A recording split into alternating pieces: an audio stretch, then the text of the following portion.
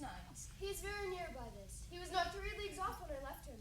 How many gentlemen have you lost in this action? But few of any sort, and none of name. A victory is twice itself when the achiever brings home full numbers.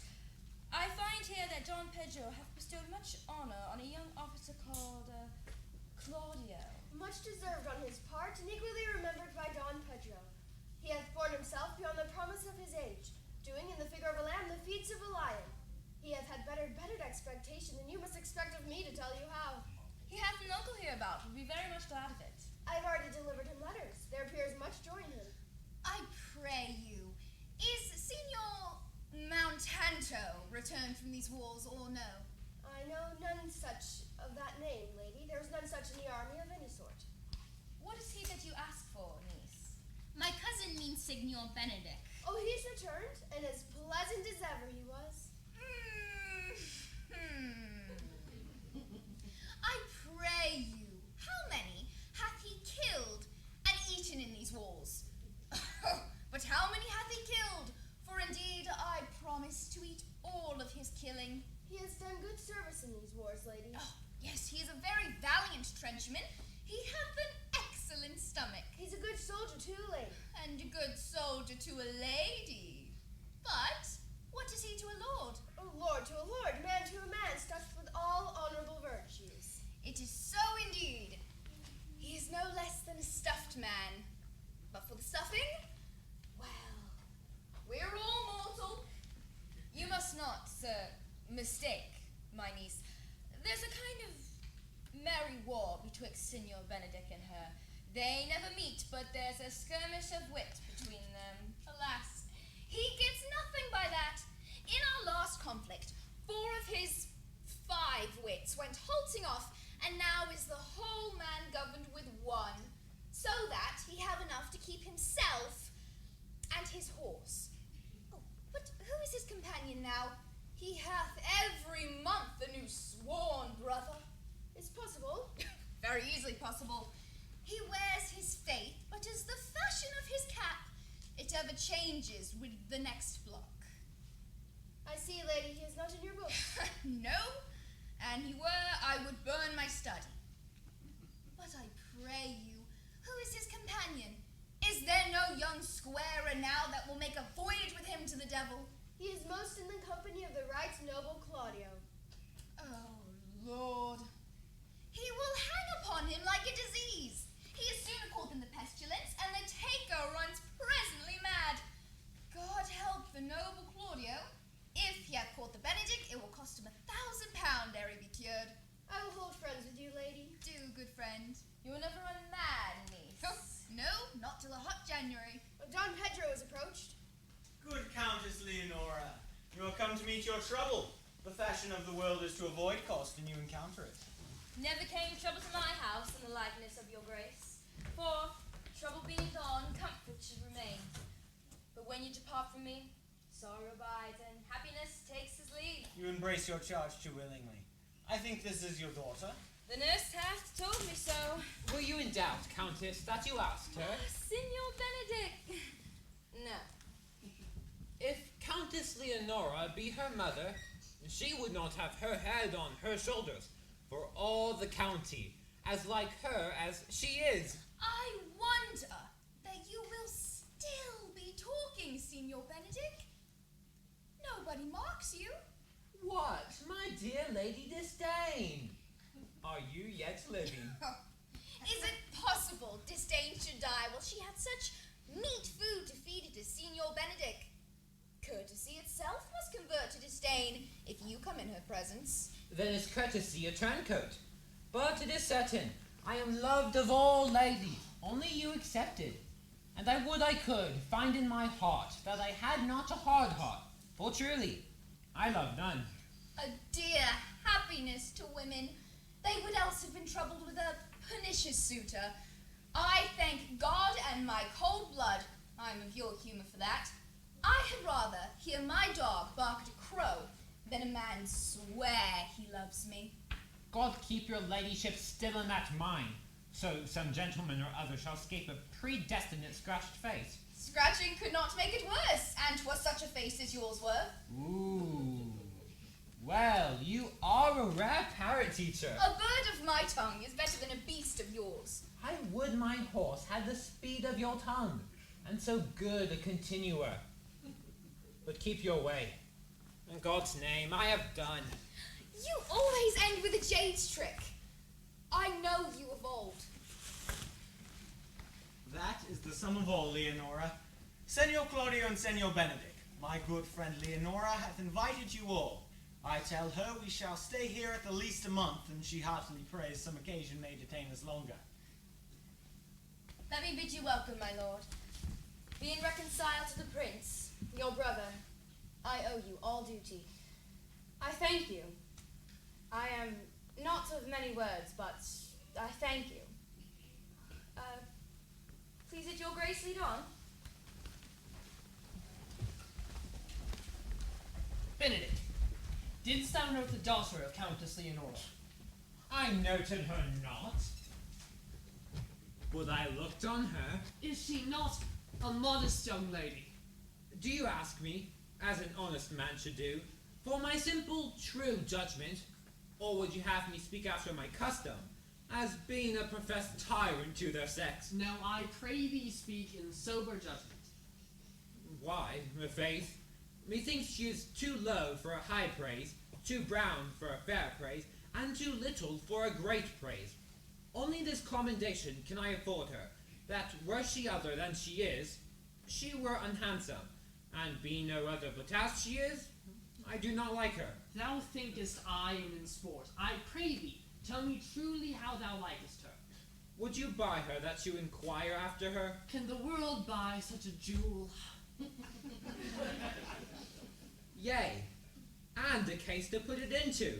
In mine eye, she is the sweetest lady that ever I looked on. I can see yet without spectacles, and I see no such matter. That's her cousin, and were she not possessed with the fury, exceeds her as much in beauty as the 1st of May doth the last of December. But I hope you have no intent to turn husband, have you? I would scarce trust myself, though I had sworn the contrary, if Hero would be my wife. Oh, is come to this? Shall I never see a bachelor of threescore again? Go to, faith, and thou wilt needs thrust thy neck into a yoke. Look, Don Pedro is returned to seek you. What secret hath held you here that you followed not to Leonora's? I would your grace constrain me to tell. I charge thee on my allegiance. You hear, Count Claudio? I can be as honest as a dumb man, I'll have you know. But on my allegiance, mark you this, on my allegiance, he is in love. With who? Now, that is your grace's part. Mark how short his answer is. With Hero, Leonora's short daughter. If this were so, so were it uttered. Like the old tale, my lord. It is not so, nor 'twas not so, but indeed, God forbid it should be so. And if my passion change not shortly, God forbid it should be otherwise. Amen, if you love her, for the woman is very well worthy. You speak this to fetch me in, my lord. By my troth, I speak my thought. And in faith, my lord, I spoke mine. And by 2 faiths in troth, my lord, I spoke mine. That I love her, I feel. That she is worthy, I know. That I neither feel how she should be loved, nor know how she should be worthy, is the opinion that fire cannot melt out of me. I will die in it at the stake. Thou wast ever an obstinate heretic in the despite of beauty. And never could maintain his part but in the force of his will. That a woman conceived me, I thank her. That she brought me up, I likewise give her most humble thanks. But that I will hang my bugle in an invisible baldric, all women shall pardon me. For I will not do them the wrong to mistrust any, I will do myself the right to trust none. And the fine is, for which I shall go the finer, I will live a bachelor. I will see thee, ere I die, look pale with love. With anger, with sickness, or with hunger, my lord, not with love. Well, as time shall try, in time the savage bull doth bear the yoke. The savage bull may, but if ever the sensible Benedict bear it, pluck off the bull's horns and set them in my forehead, and let me be vilely painted, and in such great letters as they write, Here is good horse to hire, let them signify under my sign. Here you may see Benedict, the married man. In the meantime, Senor Benedict, repair to Leonora's and commend me to her. Tell her I will not fail her at supper, for indeed she hath made great preparation. I have almost matter enough in me for such an embassage. My liege, your highness now may do me good. My love is thine to teach. Teach it but how, and thou shalt see how apt it is to learn any hard lesson that may do thee good. Hath Leonora any son, my lord? No child but Hero. She's her only heir. Dost thou affect her, Claudio? Oh, my lord, when you went onward on this ended action, I looked upon her with a soldier's eye. That liked, but had rougher task in hand than to drive liking to the name of love. But now I am returned, and that war thoughts have left their places vacant, and their rooms come thronging soft and delicate desires, all prompting me how fair young Hero is, saying I liked her ere I went to wars. If thou dost love, fair Hero, cherish it, and I will break with her and her mother, and thou shalt have her. How sweetly you do minister to love. And I will fit thee with a remedy. I know we shall have revelling tonight, and I will assume thy part in some disguise, and tell fair Hero I am Claudio. And then in her bosom will I enclasp my heart, and take her hearing prisoner, with the force and strong encounter of my amorous tale. Then after to her mother will I break, and the conclusion is thou shalt have her. In practice, let us put it presently.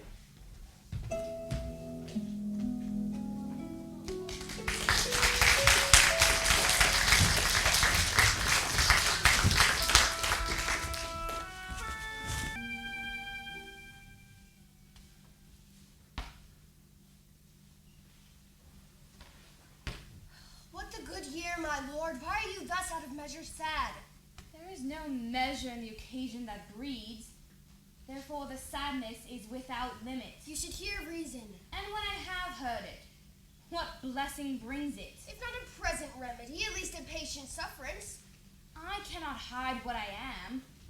I must be sad when I have cause, and smile at no man's jests. Eat when I have stomach, and wait for no man's leisure. Sleep when I am drowsy, and tend on no man's business. Laugh when I am merry, and claw no man in his humor. Yea, but you must not make full show of this till you may do it without controlment. You have of late stood out against your brother, and he hath ta'en you newly into his grace. I would rather be a canker in a hedge than a rose in his grace. And besides, it better fits my blood to be disdained of all than to fashion a carriage to rob love from any. In this, though it cannot be said that I am a flattering, honest man, it must not be denied but that I am a plain-dealing villain. If I had my mouth, I would bite. If I had my liberty, I would do my liking. In the meantime, let me be that I am, and seek not to alter me. Can you make no use of your discontent? I make all use of it, for I use it only. Who comes here? What news, Borachio? I came yonder from a great supper. The prince, your brother, is royally entertained by Leonora, and I can give you intelligence of an intended marriage. Will it serve for any model to build mischief upon? What is he for a fool that betroths himself to unquietness? Marry, it is your brother's right hand. Who? The most exquisite Claudio? Even he. A proper squire. And who? Which way looks he? Marry on Hero, the daughter and heir of Leonora. Come, let us thither. This may prove food to my displeasure. That young startup hath all the glory of my overthrow. If I can cross him any way, I bless myself every way. You are both sure and will assist me? To the death, my lord. Come, let us to the great supper. Their cheer is the greater that I am subdued. Would the cooker of my mind.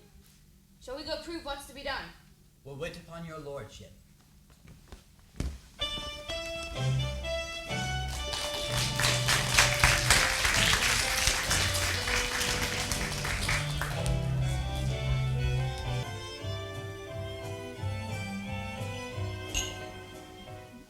Was not Count John here at supper?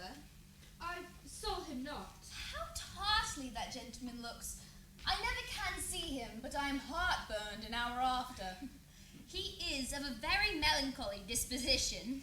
He were an excellent man that were made just in the midway between him and Benedict.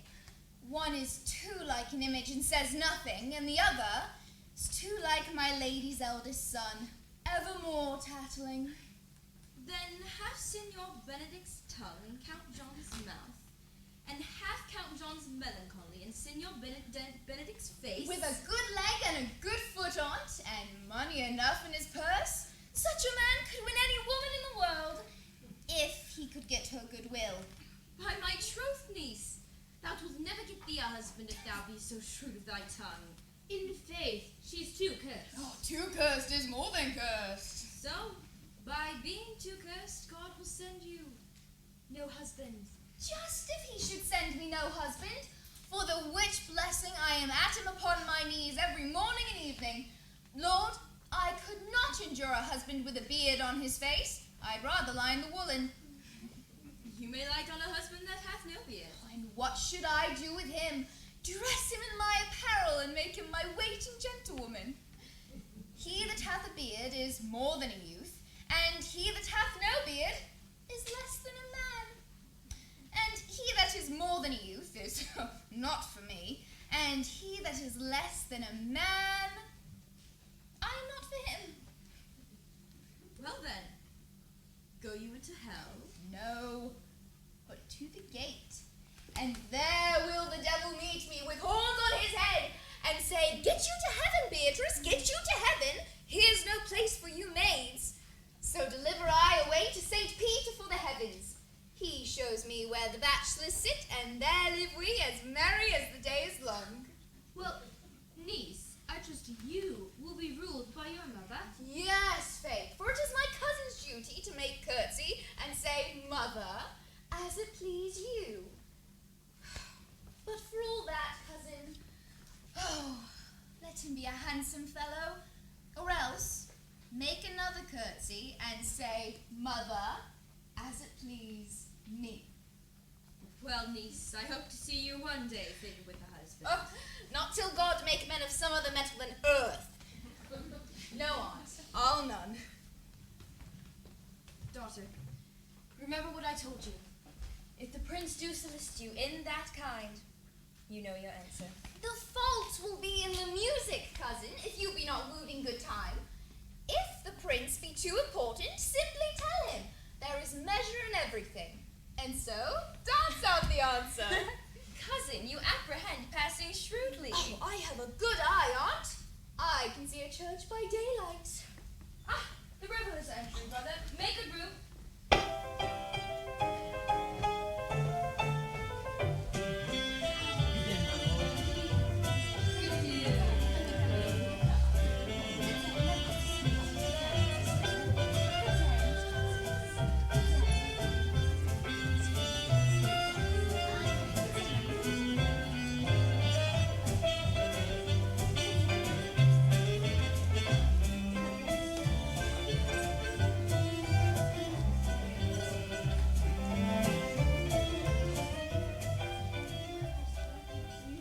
Lady, will you walk about with your friend?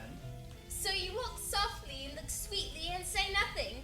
I am yours for the walk, and especially when I walk away. With me in your company? I may say so when I please. And when please you to say so? When I like your favor. For God defend the lute should look like the case. My visor is Philemon's roof. Within the house is Jove. Why, then your visor should be thatched. Speak low if you speak love.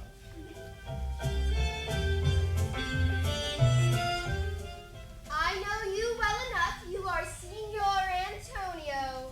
At a word, I am not. I know you by the waggling of your head.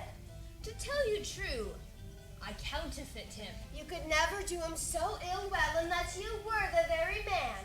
Here are his dry hands up and down. You are he. You are he. To tell you true, I counterfeit. Do you think I do not know you by your excellent wit? Can virtue hide itself? Go to Mon, you are he. Graces will appear and there is an end.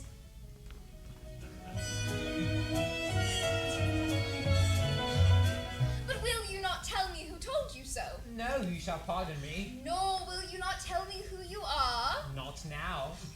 That I was disdainful, and that I had my good wit out of the 100 merry tales. Why, this was Signor Benedict that said so. What's he? Well, I'm sure you know him well enough. Not I, believe me. Did he never make you laugh? I pray you, what is he? Why, he is the prince's jester. A very dull fool. Only his gift is in devising impossible slanders. None but libertines delight in him, and the commendation is not in his wit, but in his villainy. For he both pleases men and angers them, and then they laugh at him and beat him. Oh, I'm sure he is in the fleet. I would he had boarded me. When I know the man, I'll tell him what you say. Do.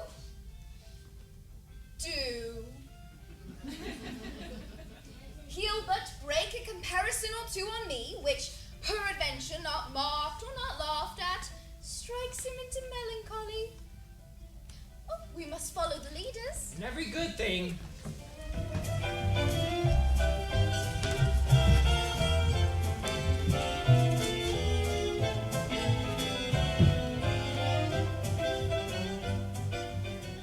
Sure, my brother is amorous on Hero, and hath withdrawn her mother to break with her about it. The ladies follow, and but one visor remains.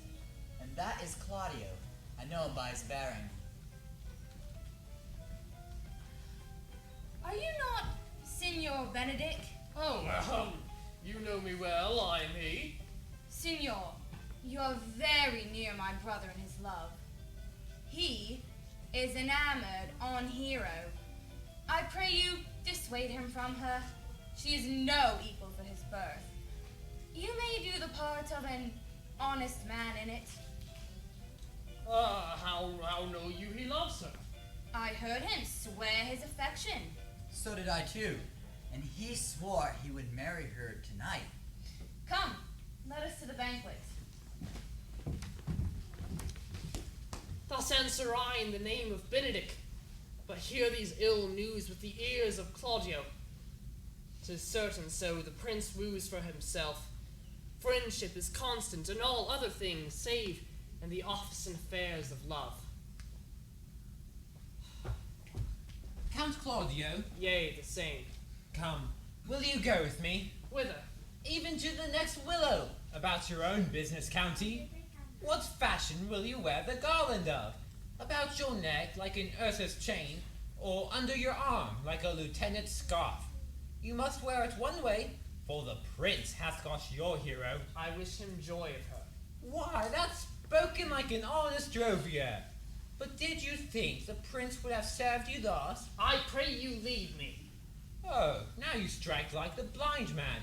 'Twas the boy that stole your meat, and you'll beat the post. If it will not be, I'll leave you.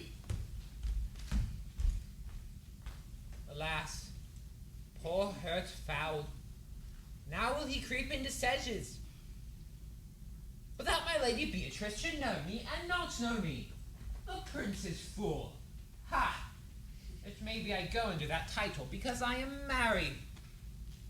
Yea, but so I am apt to do myself wrong. I am not so reputed. It is the base, though bitter, a disposition of Beatrice that puts the world into her person, and so gives me out. Well, I'll be revenged as I may. Now, senor, where's the count? Did you see him? I found him here as melancholy as a lodge in a warren. I told him, and I think I told him true, that your grace had got the goodwill of this lady, and I offered him my company to a willow tree, either to make him a garland, as being forsaken, or to bind him up a rod, as worthy to be whipped. To be whipped? What's his fault? Why, the flat transgression of a schoolboy, who, being overjoyed with finding a bird's nest, shows it his companion, and he steals it. I will but teach them to sing and restore them to the owner. If that singing answers your saying, by my faith, you say honestly. The lady Beatrice hath a quarrel to you. The gentleman that danced with her told her she is much wronged by you. Oh, she misused me past the endurance of a block. My very visor began to assume life and scold with her. She told me, not thinking I had been myself, that I was the prince's jester. Aww. That I was duller than a great dog. Hurling jest upon jest with such impossible conveyance on me that I stood like a man at a mark, with a whole army shooting at me. Uh-huh. She speaks poignant, and every word stabs. I would not marry her, though she were endowed with all that Adam had left him before he transgressed. Oh, look, here she comes. Would your grace command me any service to the world's end? I will go on the slightest errand now that you can devise to send me on. Fetch you a toothpick from the furthest inch of Asia. Bring you the length of Presser John's foot. Get you a hair off the great champ's beard. Do you any embassage to the pygmies, rather than hold 3 words conference with this harpy. You have no employment for me? None but to desire your good company. Oh, sir, here's a dish I love not. I cannot endure my lady tongue. Come, lady, come. You have lost the heart of Senor Benedict. Indeed, my lord. He lent me a while, and I gave him good use for it. A double heart for his single one. Marry, once before he won it of me with false dice. Therefore, your grace may well say I have lost it. You have put him down, lady, you have put him down. So I would not he should do me, my lord, lest I should prove the mother of fools. I have brought you Count Claudio, whom you sent me to seek. Why, how now, Count? Wherefore are you sad? Not sad, my lord. How then, sick? Neither, my lord. The Count is neither sad nor sick, nor merry nor well, but civil, Count, civil as an orange, and something of that jealous complexion. In faith, lady, I think your blazon to be true. But I'll be sworn if he be so, his conceit is false. Here, Claudio, I have wooed in thy name, and fair hero is won. I broke with her mother, and her goodwill obtained. Name the day of marriage, and God give thee joy. Count, take of me my daughter, and with her my fortunes. His grace hath made the match, and on grace say, amen to it. Speak, Count, 'tis your cue. Silence is the perfectest herald of joy. I were but little happy if I could say how much. Lady, as you are mine, I am yours. I give away myself to you, and dote upon the exchange. Speak, cousin. Or, if you cannot, stop his mouth with a kiss, and let him not speak neither. In faith, lady, you have a merry heart. Indeed, my lord. I thank it, poor fool. It keeps me on the windy side of care. Oh, my cousin tells him in his ear that he is in her heart. And so she doth, cousin. Oh, good lord for alliance! And there goes everyone to the world but I. And I'm sunburnt. I may sit in a corner and cry, hey-ho, for a husband. Lady Beatrice, I will get you one. I'd rather have one of your father's getting. Hath your grace ne'er a brother like you? Your father got excellent husbands, if a maid could come by them. Will you have me, lady? No, my lord. Unless I might have another 4 working days. Your grace is too costly to wear every day. But I beseech your grace, pardon me. I was born to speak all mirth in no matter. Your silence most offends me, and to be merry best becomes you, for out of question you were born in a merry hour. No, sure, my lord. My mother cried. But then there was a star danced, and under that was I born. Niece, will you look to those things I told you of? I cried the mercy on't, by your grace's pardon. By my troth, a pleasant-spirited lady. There is little of the melancholy element in her, my lord. She is never sad but when she sleeps, and not ever sad then. For I've heard my daughter say she had often dreamed of unhappiness and waked herself with laughing. She cannot endure to hear tell of a husband. Oh, by no means. She mocks all her wooers out of suit. She were an excellent wife for Benedict. My lord! If they were but a week married, they'd talk themselves mad. Count Claudio, when means you to go to church? Tomorrow, my lord. Time goes on crutches till love have all his rights. Not till Monday, my dear son, which is hence a just 7 nights, and a time too brief, too, to have all things that's in my mind. Come, you shake the head at so long a breathing. But I warn thee, Claudio, the time shall not go dully by us. I will in the interim undertake one of Hercules' labours, which is to bring Senor Benedict and the Lady Beatrice into a mountain of affection, the one with the other. I would fain have it a match, and I doubt but not to fashion it. If you three will but minister such assistance as I shall give you direction. My lord, I am for you, though it will cost me 10 nights' watches. And I, my lord. And you too, gentle hero? I will do any modest office, my lord, to help my cousin to a good husband. And Benedict is not the unhopefullest husband that I know. Thus far can I praise him.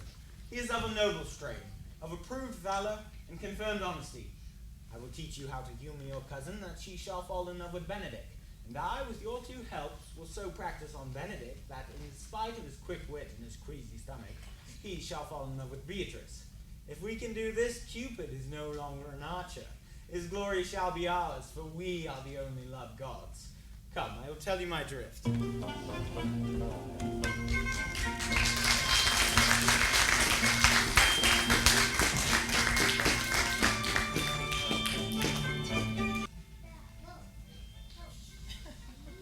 is so.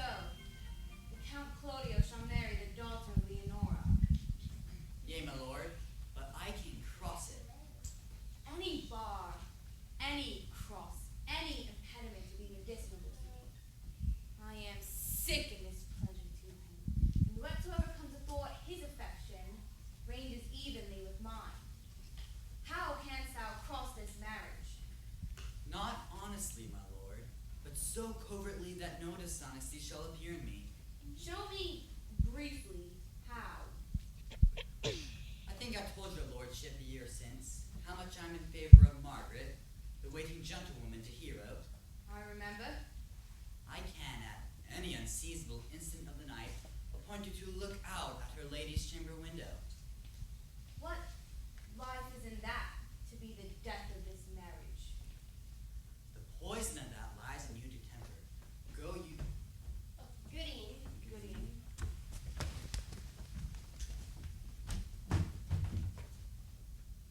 Go you to the prince your brother. Spare not to tell them that he hath wronged his honor in marrying the most renowned Claudio, whose estimation do you mightily hold up to a contaminated stale, such a one as Hero. What proof shall I make of that? Proof enough to misuse the prince, to vex Claudio, to undo Hero and kill Leonora. Think you for any other issue? Only to despite them. I will endeavor anything. Go then. Find me a meet hour to draw Dom Pedro and the Count Claudio alone.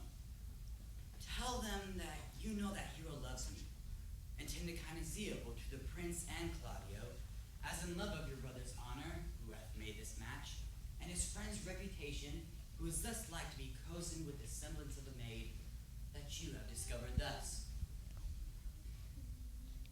They will scarcely believe this without trial. Offer them instances which shall bear no less likelihood than to see me at her chamber window. Hear me call Margaret Hero, hear Margaret term me Claudio, and bring them to see this the very night before the intended wedding. For in the meantime I will so fashion the matter that Hero shall be absent, and there shall appear such seeming truth of Hero's disloyalty that jealousy shall be called assurance, and all the preparations overthrown. Grow this to what adverse issue can. I will put it into practice. Be cunning in the working this, and thy fee is 1,000 ducats. Be you constant in the accusation, I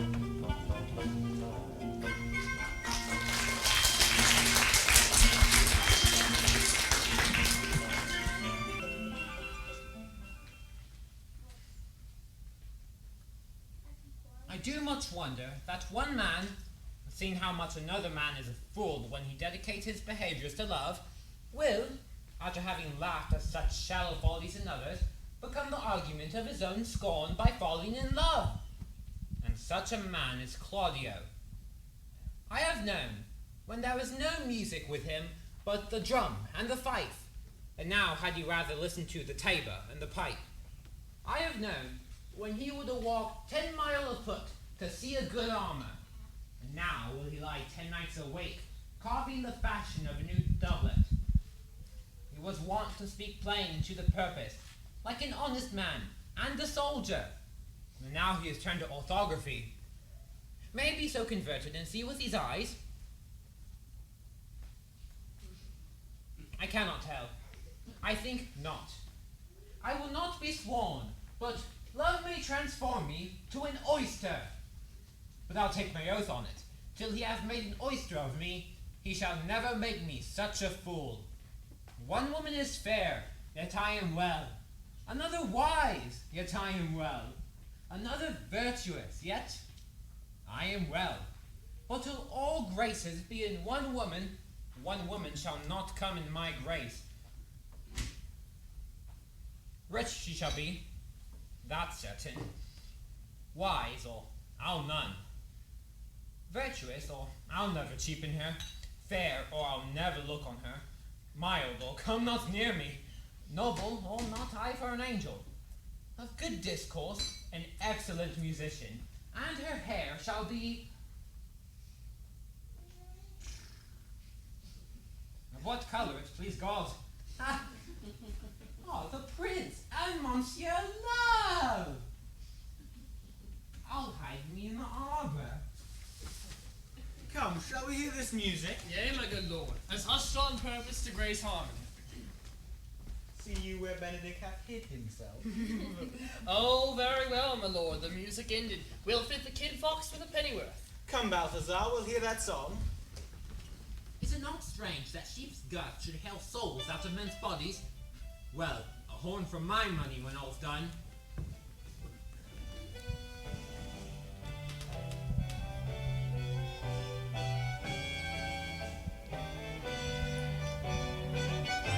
Sigh no more, ladies, sigh no more, ladies, men were deceivers ever. One foot in sea, and one on shore, to one thing constant never, and sigh not so, but let them go.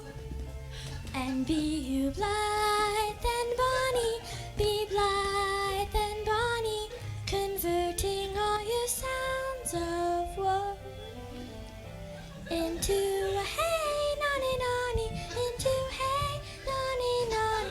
Sigh no more, ladies, sigh no more. Come live with me and be my love.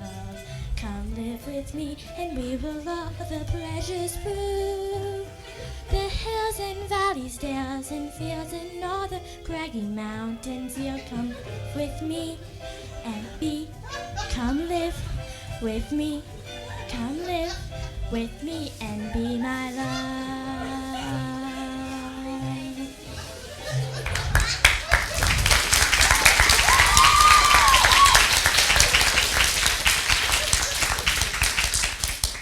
By my troth, a good song. And an ill singer, my lord.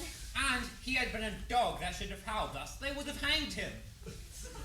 I pray thee, give us some excellent music for tomorrow night. We would have it at the Lady Hero's chamber window. The best I can, my lord. Do so, farewell. Come hither, Leonora. What was it you told me of today, that your niece Beatrice was in love with Senor Benedict? What? Ow!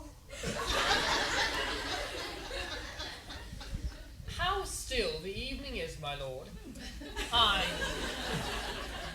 never did think that lady would have loved any man.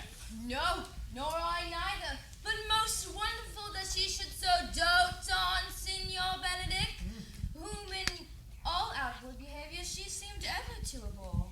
It's possible. Since the wind in that corner. Oh! By my troth, I cannot tell what to think of it, but that she loves him with an enraged affection. It is past the infinite of thought. Maybe she doth but counterfeit. Faith, like enough. Oh, my counterfeit! There was never counterfeit of passion came so near the life of passion as she discovers it. Why? What effects of passion shows she? Bait the hook well. This fish will bite. What effects, my lord? She will sit you. You heard my daughter tell you how? How? How, pray you? Well, she, there's of course, and then there's, You amaze me. I would have I thought her spirit to be invincible against all assaults of affection. I would have sworn it had, my lord, especially against Benedict. I should think this a gull, but that the old girl speaks it. Hath she made her affection known to Benedict? No, and swears she never will. That's her torment. 'Tis certain so.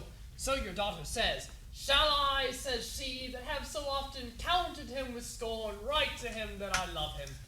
This says she now when she's beginning to write to him, for she'll be up 20 times a night, and there will she sit in her smock till she have writ a sheet of paper. My daughter tells us all. Oh, she tore the letter into 1,000 halfpence, railed at herself that she should be so immodest to write to one that she knew would flout her. Then down upon her knees she falls, weeps, sobs, beats her heart, tears her hair, prays, curses. Oh, sweet Benedict, God, give me patience.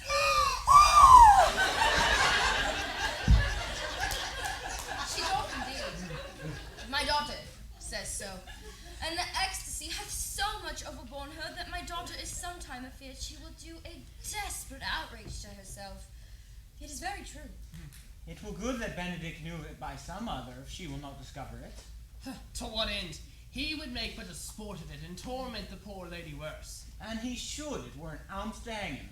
She's an excellent sweet lady, and out of all suspicion, she is virtuous. And she is exceeding wise. In everything but in loving Benedict. Why, you? Oh. I would she had bestowed this dotage on me. I would have daffed all other respects and made her half myself. I pray you, tell Benedict of it, and hear what they will say. Were it good, think you?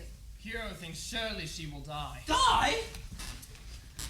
For she says she will die if he love her not, and she will die ere she make her love known, and she will die if he woo her, rather than she will bate one breath of her accustomed crossness. She doth well if she should make tender of her love. 'Tis very possible he'll scorn it, for the man, as you know all, hath a contemptible spirit. He is a very proper man. He hath indeed a good outward happiness. Before God, and, in my mind, very wise. He doth indeed show some sparks that are like wit. And I take him to be valiant. Shall we go seek Benedict and tell him of her love? Never tell him, my lord. Let her wear it out with good counsel. Nay, that were impossible. She may wear her heart out first. Well, we will hear further it by your daughter. Let it cool a while.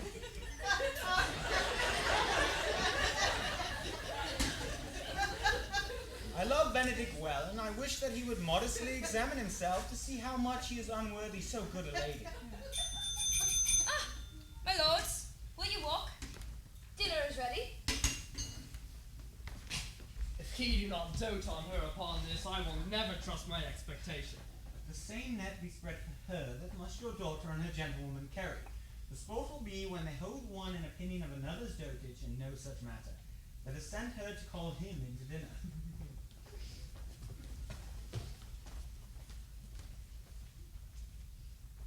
This can be no trick. The conference was sadly born. They have the truth of it from Hero. Love me? Why? It must be requited. They say, too, the lady will rather die than give any sign of affection. I did never think to marry. They say the lady is fair. 'Tis the truth. I can bear them witness. And virtuous. 'Tis so. I cannot reprove it. And wise, but for loving me. By my troth, it is no addition to her wit, nor no great argument to her folly, for I will be horribly in love with her.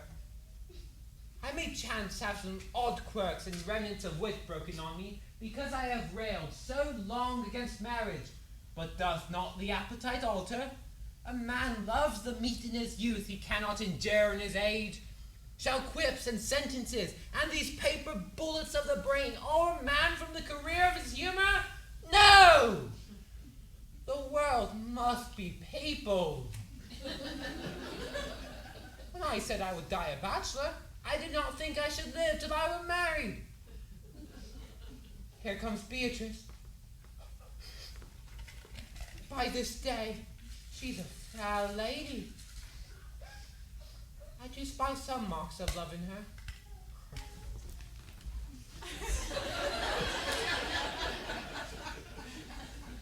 Against my will, I am sent to bid you come in to dinner.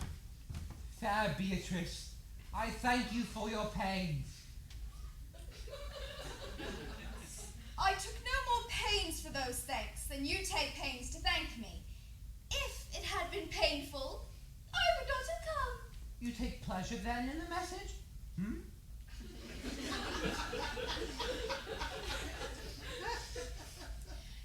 Yea, just so much as you may take upon a knife's point. You have no stomach, signor. Fare you well. Oh!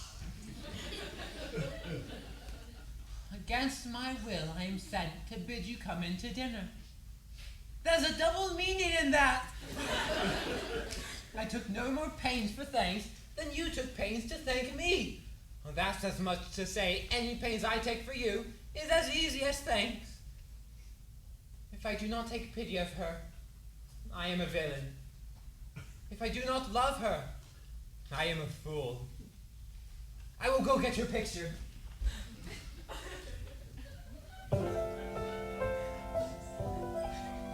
Sigh no more, ladies. Sigh no more, ladies. Then where the sea forever.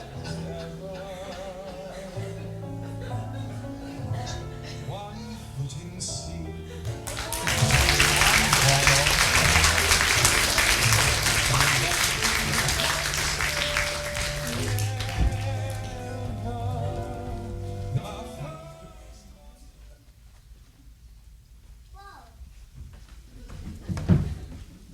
Oh, good Margaret, run thee to the parlour.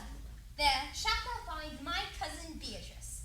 Whisper her ear until I and Ursula walk in the garden, and our whole discourse is all of her.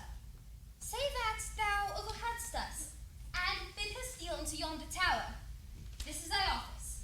Fare thee well in it, and leave us alone. I'll make her come, I warrant you presently.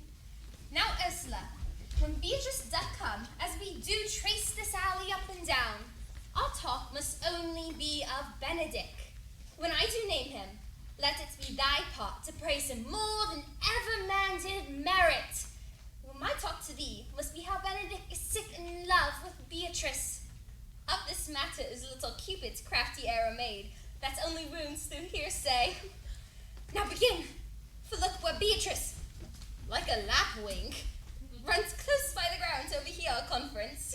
The pleasantest angling is to see the fish cut with its golden oars the silver stream and greedily devour the treacherous bait.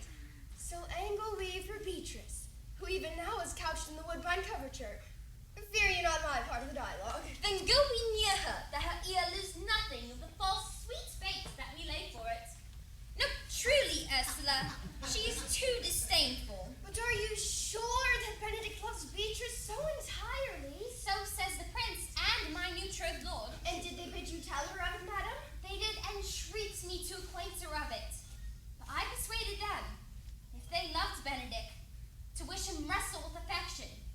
never to let Beatrice know of it. Why did you so? Doth not the gentleman deserve as full as fortunate a bed as ever Beatrice shall couch upon? Oh, God of love! I know he doth deserve as much as may be yielded to a man. But nature never framed a woman's heart of prouder stuff than that of Beatrice.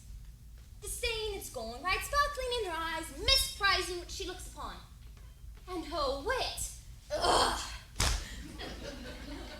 values itself so highly that all matter else seems weak.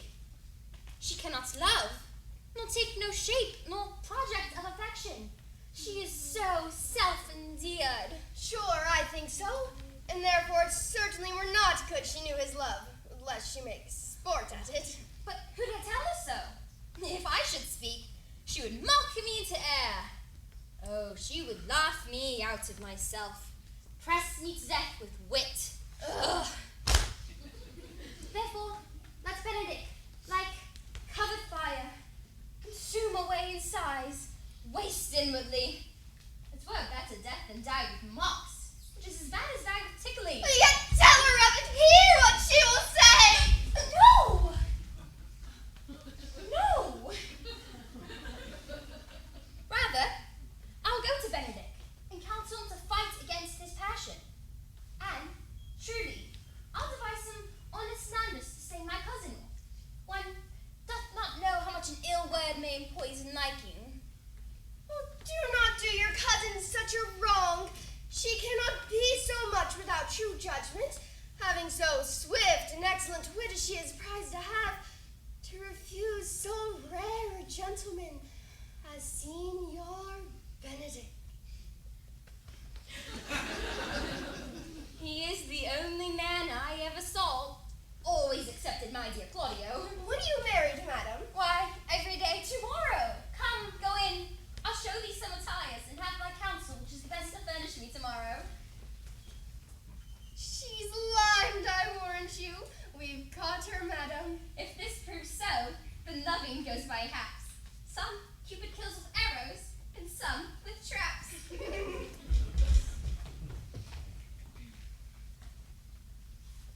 What fires in my ears? Can this be true? Stand I condemned for pride and scorn so much? Contempt, farewell, and maiden pride adieu. No glory lives behind the backs of such. And Benedict, love on. I will requite thee, taming my wild heart to thy loving hand. And if thou dost love, my kindness shall incite thee to bind our loves up in a holy band. For some say that thou dost deserve, and I believe it. Better than reporting thee.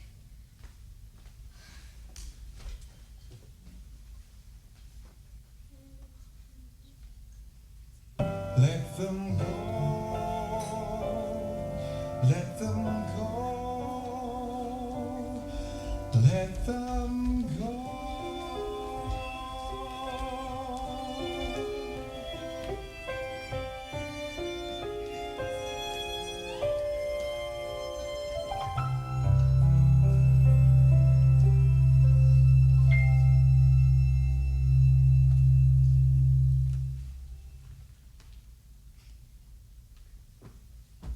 Gallant, I am not as I have been. So say I, methinks you were sadder. I hope he be in love. Ah, I have the toothache. Draw it.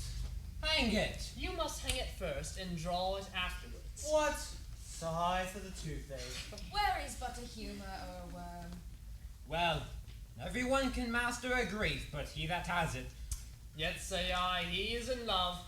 Hath any man seen her at the barber's? No, but the barber's man hath been seen with him. He rubs himself with civet. Can you smell him out by that? That's as much as to say the sweet youth's in love. The greatest note of it is his melancholy. And when was he wont to wash his face? Yea, or to paint himself, for the which I hear what they say of him. Yet this is no charm for the toothache. Dear Countess, Walk aside with me. I have studied 8 or 9 wise words to speak to you, which these hobby horses must not hear. All my life to break with him about Beatrice. 'Tis even so. Hero and Margaret have by this played their parts with Beatrice, and then the two bears will not bite one another when they meet. My lord and brother, God save you. Good end, brother.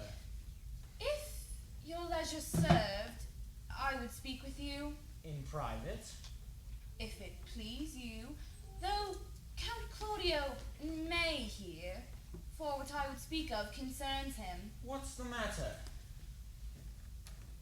Means your lordship to be married tomorrow? You know he does. I know not that, when he knows what I know. If there be any impediment, I pray you discover it. I came hither to tell you that the lady is disloyal. Who? Hero? Even she, Leonora's hero, your hero, every man's hero. Disloyal? The word is too good to paint out her wickedness. Think you of a worse title, and I will fit her to it. Wonder not, but till further warrant. Go but with me tonight, you will see her chamber window entered, even the night before her wedding day. If you love her then, tomorrow wed her, but it would better fit your honor to change your mind. May this be so? I will not think it. If you dare not trust that you see, confess not that you know. If you will follow me, I will show you enough. And when you have seen more and heard more, proceed accordingly. If I see anything tonight, why I should not marry her tomorrow in the congregation where I should wed. There will I shame her. And as I wooed for thee to obtain her, I will join with thee to disgrace her. I will disparage her no further till you are my witnesses. Bear it coldly but till midnight, and let the issue show itself.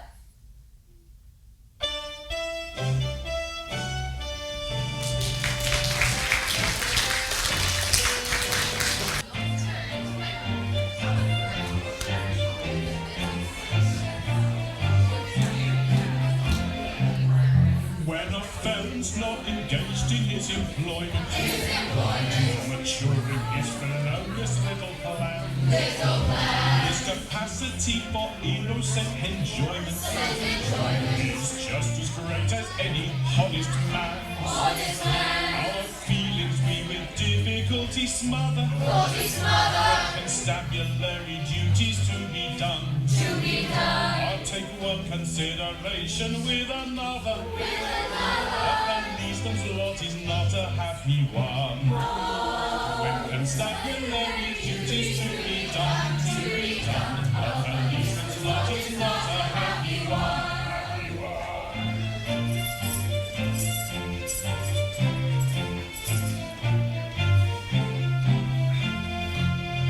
When the enterprising burglar's not a burgling, when the cutthroat isn't occupied in crime, he loves to hear the little brook a-gurgling and listen to the merry village chime.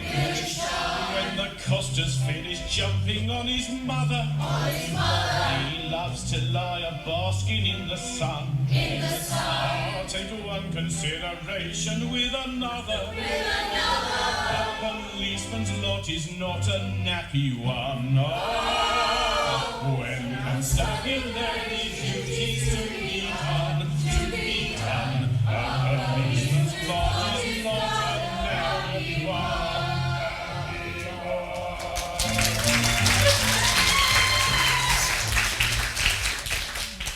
Are you good men and true? Yea, or else it were a pity but they should suffer salvation, body and soul. Nay, that were a punishment too good for 'em, if they should have any allegiance in 'em, being chosen for the prince's watch. Well, give him that charge, neighbor Dogberry.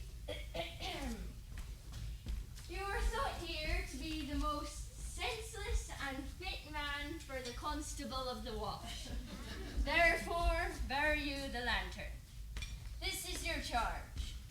You shall comprehend all fragrant men. You are to bid any man stand in the prince's name. How if they will not stand? Why then, take no note of him, but let him go, and presently call the rest of the watch together, and thank God you are rid of a knave. If he will not stand when he is bidden, he is none of the prince's subjects. True, and they're to meddle with none but the prince's subjects. You shall also make no noise in the streets, for the watch to babble and to talk is most tolerable, and not to be endured. I will rather sleep than talk. I know what belongs to the watch. Why, you speak like an ancient and most quiet watchman, for I cannot see how sleeping should offend. Well, you are to call at all the alehouses, and bid those that are drunk get them to bed. How if they will not? Why then, let them alone till they're sober. Well, sir. If you meet a thief, you may suspect him, by virtue of your office, to be no true man. And for such kind of men, the less you meddle or make with them, why the more is for your honesty. If I know him to be a thief, shall I not lay hands on him? Truly, by your office you may, but I think they that touch pitch will be defiled. No.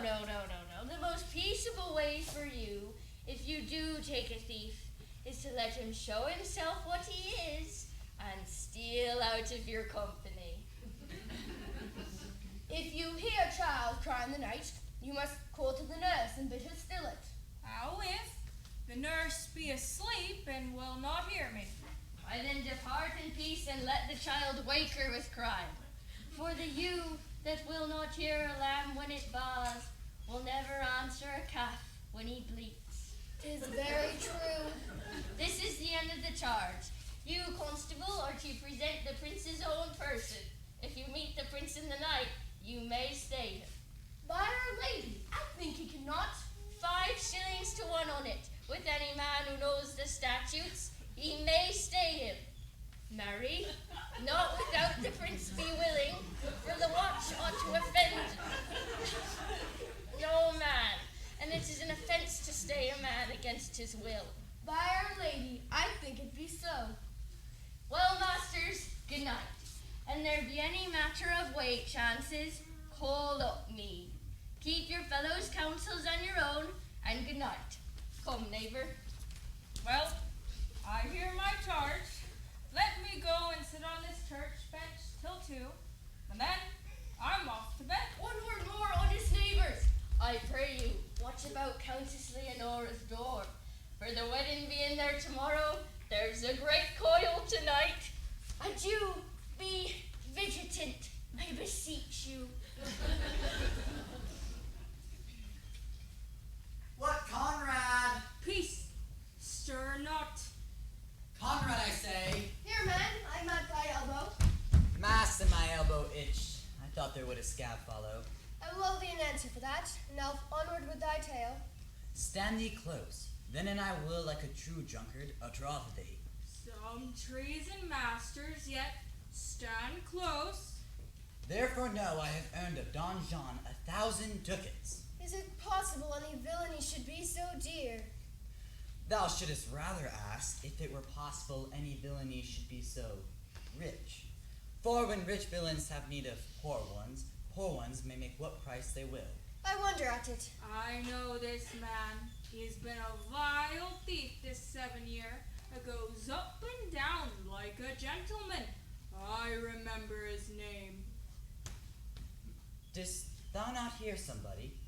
No, 'twas the vein on the house.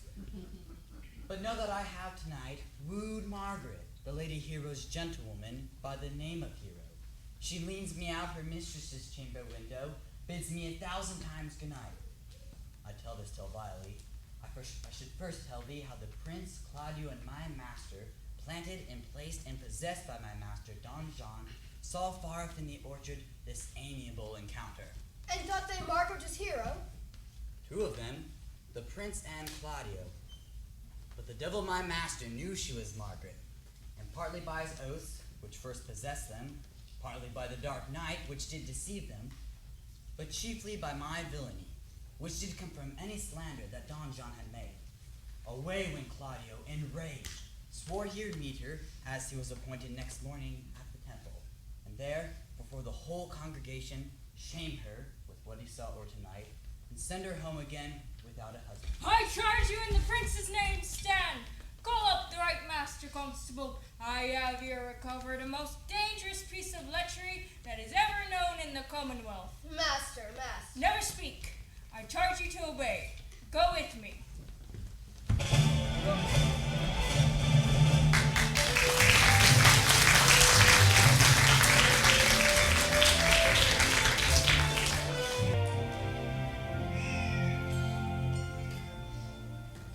Good Ursula, wake my cousin and desire her to rise, I will, lady. and bid her come hither.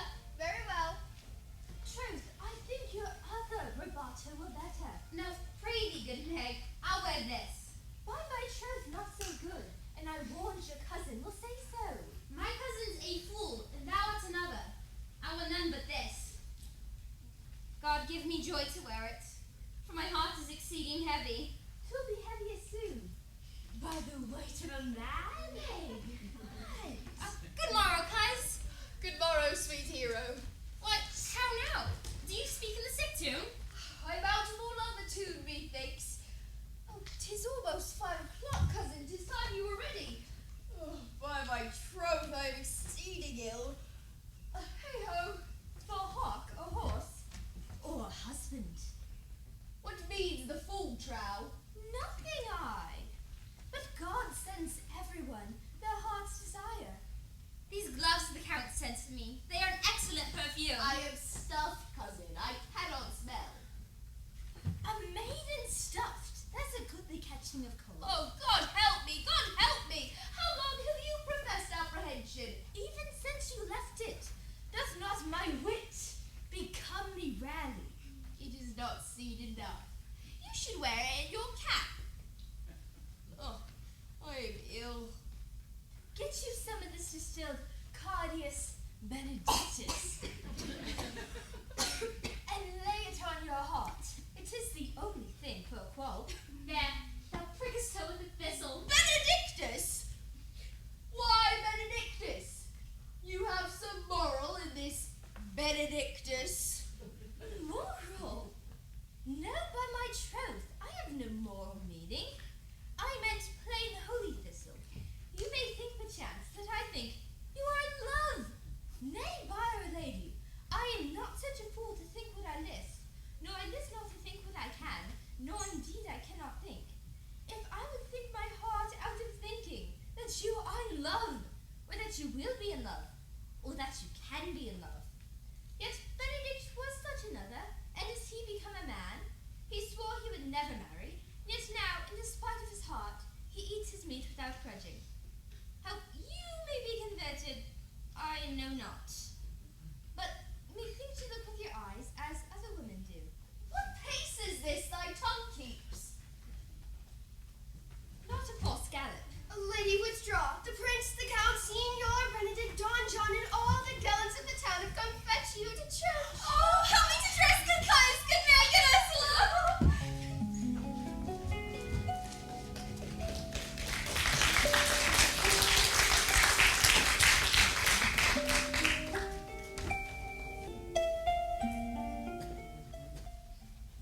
What would you with me, honest neighbour?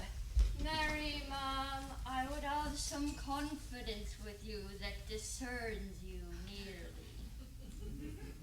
Brief, I pray you, for you see it is a busy time with me. Marry, this it is, ma'am. Yes, in truth it is, Mom. What is it, my good friends? Goodman Verges, ma'am, speaks a little off the matter. An old man, ma'am, and his wits are not so blunt as God help I would desire they were. But in faith, honest as the skin between his brows, Yes, I thank God I'm as honest as any man that is an old man, and no honester than I. Neighbors, you are tedious. It pleases your ladyship to say so, but we are the poor duke's officers. But truly, for mine own part, if I were as tedious as a king, I could find it in my heart to bestow it all of your ladyship. All thy tedious on me, yeah? Yea, and 'twere 1,000 pound more than this. For I hear as good exclamation on your ladyship as of any lady in the city, and though I be but a poor man, I am glad to hear it. And so am I. I would fain know what you have to say. Our watch tonight, accepting your ladyship's presence, attained a couple of as errant knaves as any in the land. A good old man, Mom. He will be talking. As they say, when the age is in, the wit is out. And 2 men ride of a horse, one must ride behind. I must leave you. One word, Mom. Our watch, Mom, have indeed comprehended 2 auspicious persons. And we would have them this morning examined before your ladyship. Take that examination yourself and bring it me. I am now in great haste as it may appear unto you. It shall be sufficient. Drink some wine ere you go. Fare you well. My lady, they stayed for you to give your daughter to her husband. I'll wait upon them. I am ready. Go, good partner, go! Get you to the sexton. Bid him bring his pen and inkhorn to the jail. We are now to examination these men. And we must do it wisely. We will spare for no wit, I warrant you. Only get the learned writer to set down our excommunication and meet me at the jail.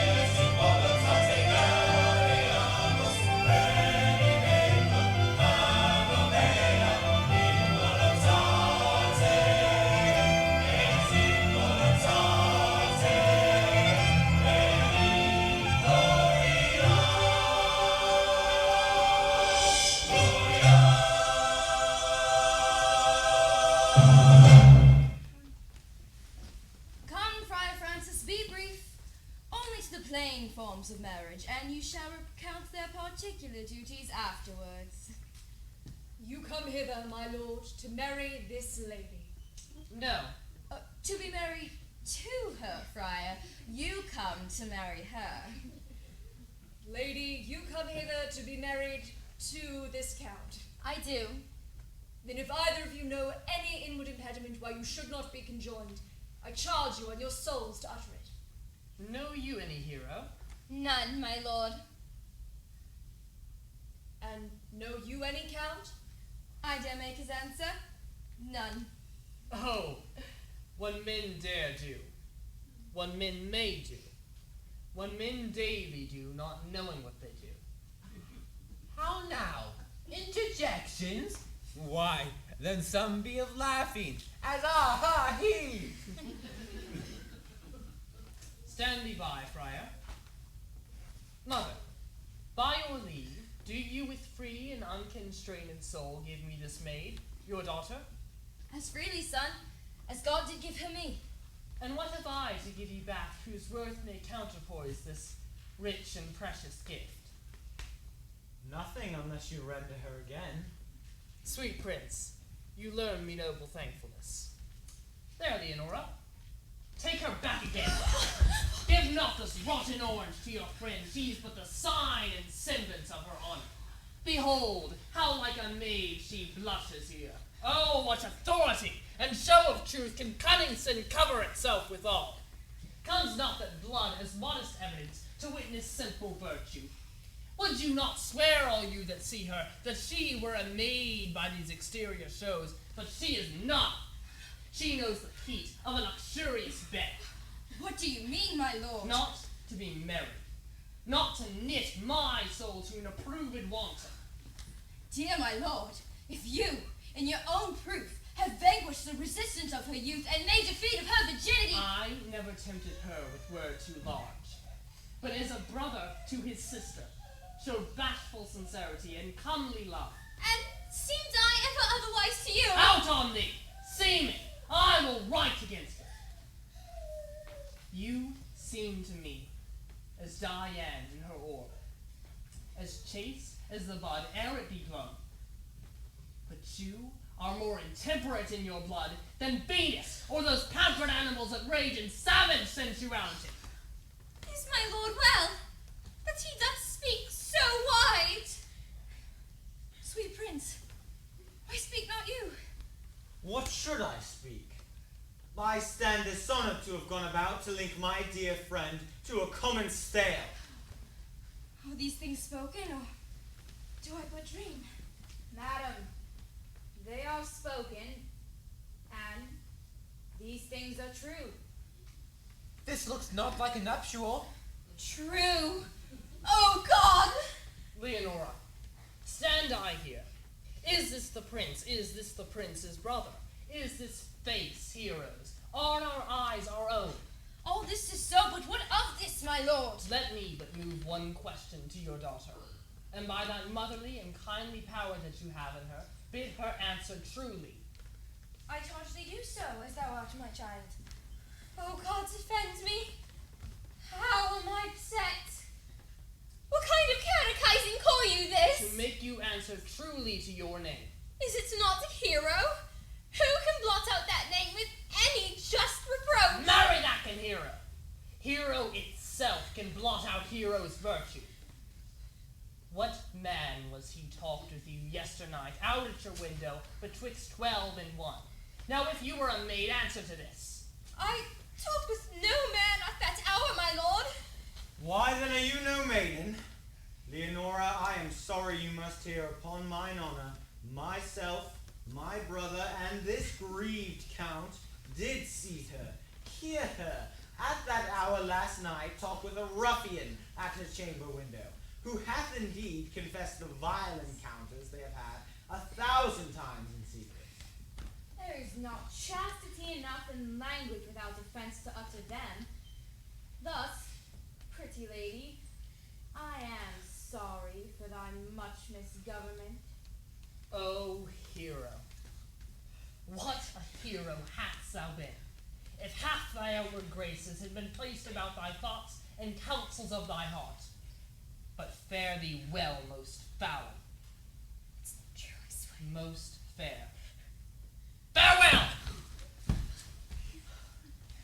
Hath no man's dagger here a point for me? Oh, how now, cousin, wherefore sink you down? Come, these things come thus to light, smother her spirits up. How doth the lady? Dead, I think. Help! Aunt! Aunt! Oh, Hero! Why, Hero? Aunt! Signor Benedict! Friar! O fate, take not away thy heavy hand. Death is the fairest cover of her shame that may be wished for. How now, cousin Hero? Have comfort, lady. Dost thou look up? Yea, wherefore should she not? Wherefore? Why, doth not every earthly thing cry shame upon her? Could she here deny the story that is printed in her blood? Do not live, Hero. Do not ope thine eyes. Milady, be patient. For my part, I am so attired in wonder, I know not what to say. Oh, on my soul, my cousin is belied. Lady, were you her bedfellow last night? No, truly not. Although until last night I have this 12-month been her bedfellow. Confirmed! Confirmed! Oh, that a stronger maid which was before barred up in ribs of iron. Would the two princes lie? And Claudio lie, who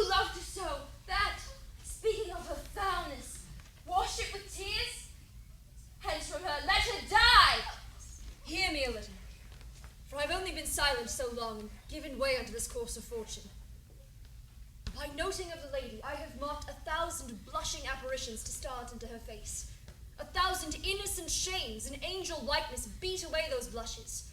And in her eye there hath appeared a fire to burn the errors that these princes hold against her maiden truth. Call me a fool. Trust not my reading nor my observations, which with experimental seal doth warrant the tenor of my book. Trust not my age, my reverence, calling, nor divinity, if this sweet lady lie not guiltless here, under some biting error. Friar, it cannot be. Thou seest that all the grace that she had left is that she will not add to her damnation a sin of perjury. She not denies it. Lady, what man is he you are accused of? Prove you that any man with me converse that ours unmeet, or that I yesternight maintain the charge of words of any creature. Refuse me, hate me, torture me to death. There is some strange misprision in the princes.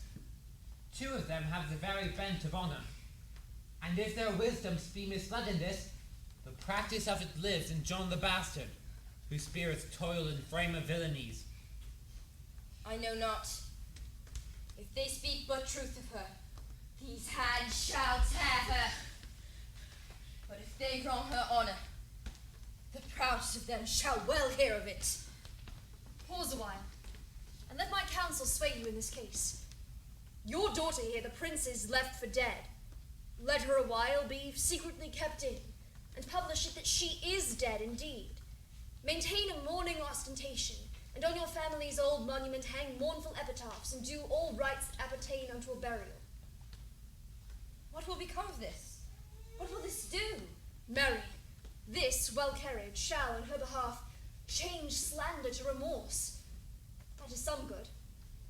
She dying, as if so must be maintained, upon the instant that she was accused, shall be lamented, pitied, and excused. So will it fare with Claudio. When he shall hear she died upon his words, the idea of her life shall sweetly creep into his study of imagination, and every lovely organ of her life will come apparelled in more precious habit, more moving delicate and full of life, than when she lived indeed. Then he will mourn. Countess Leonora, let the friar advise you. Being that I flow in grief, the smallest twine may leave me. 'Tis well consented. Presently, away. Come, lady, die to live. This wedding day perhaps is but prolonged. Have patience and endure.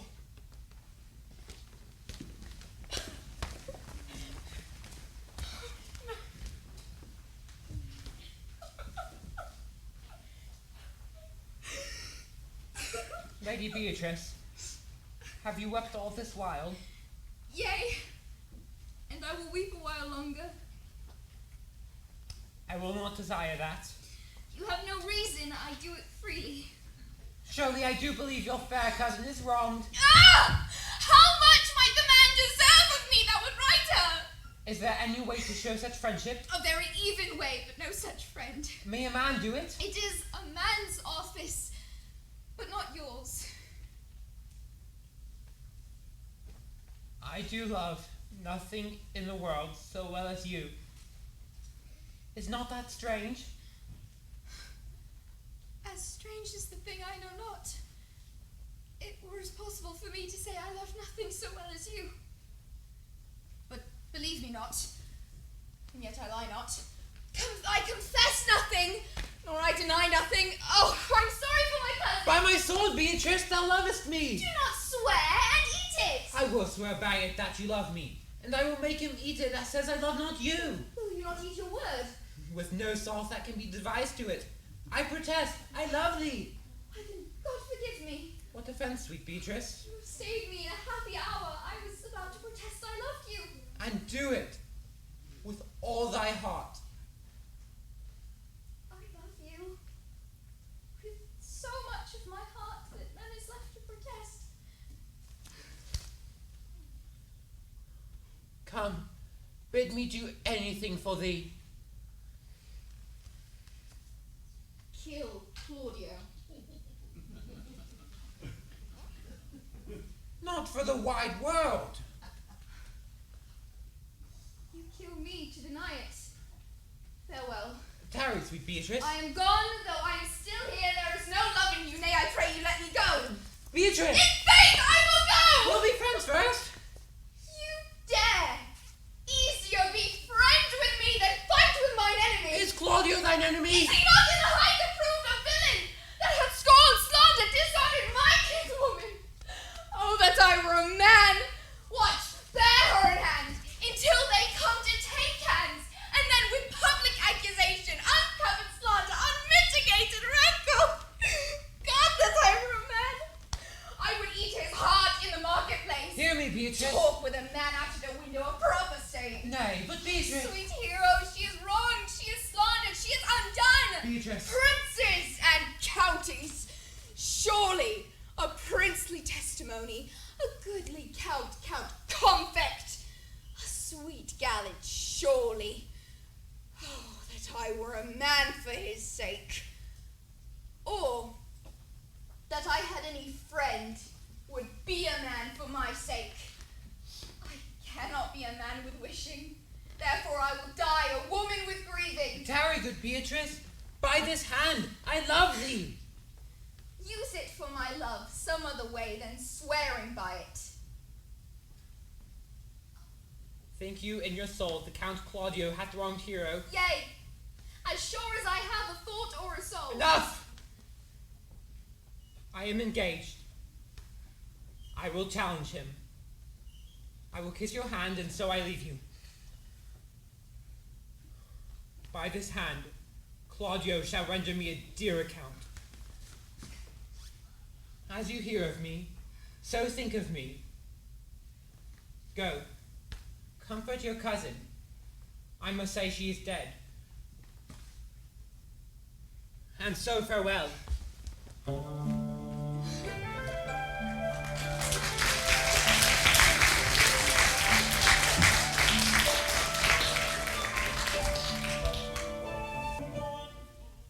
Is our whole dissembly appeared? Where be the malefactors? Marry, that am I and my partner. But where are the offenders that are to be examined? Let them come before Master Constable. Yea, marry, let them come before me. Come on. Go. Go. What is your name, friend? Baraccio. Pray write down Baraccio. Yours, sirrah. I am a gentleman, sir, and my name is Conrad. Write down Master Gentleman Conrad.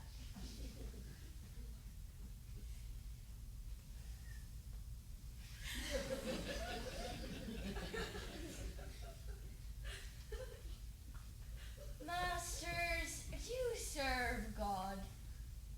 Yea, sir. We hope. Write down that they hope they serve God.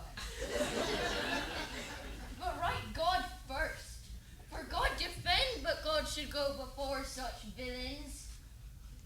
Masters, it is proved already that you are little better than false knaves, and it will go near to be thought so shortly. How answer you for yourselves? Marry, sir, we say we are none. A marvelous witty fellow, I assure you, but I will go about with him. Come you hither, sirrah. A word in your ear. Sir, I say to you, it is thought you are false knaves. Sir, I say to you, we are none. Have you written down that they are none?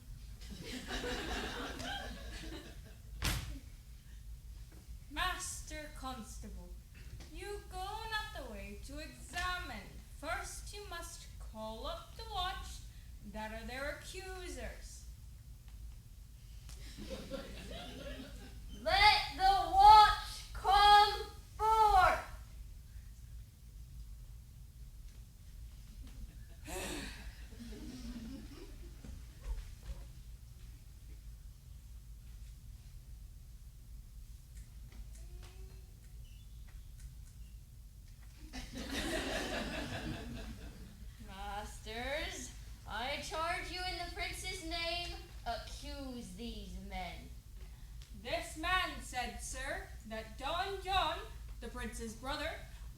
a villain. Write down Prince John a villain.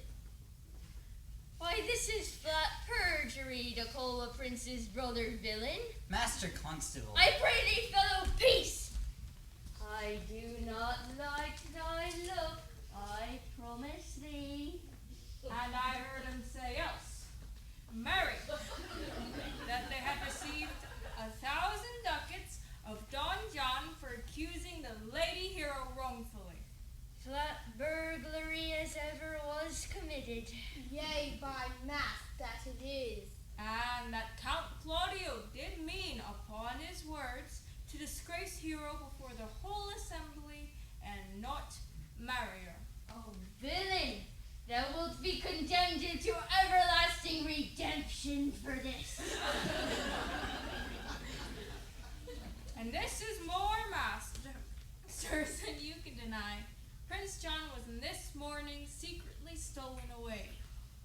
Hero was in this manner accused, and this very manner refused, and upon the grief of this suddenly died. Master Constable, have these men be bound and brought to Countess Leonora's. I will go ahead and show her of their examination. Come, let them be opinioned. Let them be in the hands of Coxco. God's my life, where's the sexton? Let him write down the prince's officer Coxco. Come, bind them, thou naughty. Away! You are an ass! You are an ass! Dost thou not suspect my place? Dost thou not suspect my years? Oh, that he were here to write me down an ass. But, masters, remember that I am an ass. Though it be not written down, forget not that I am an ass. No, villain, thou art full of piety, and shall be proved upon thee by good witness. I am a wise fellow, and, which is more, an officer, and, which is more, a householder, and, which is more, as pretty a piece of flesh as any is in the land. Bring him away. Oh, that I had been ripped down an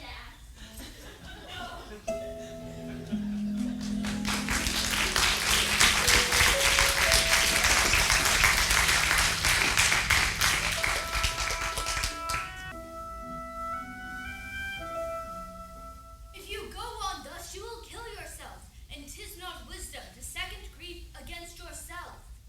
I pray thee, cease thy counsel, which falls into mine ears as profitless as water in a sieve.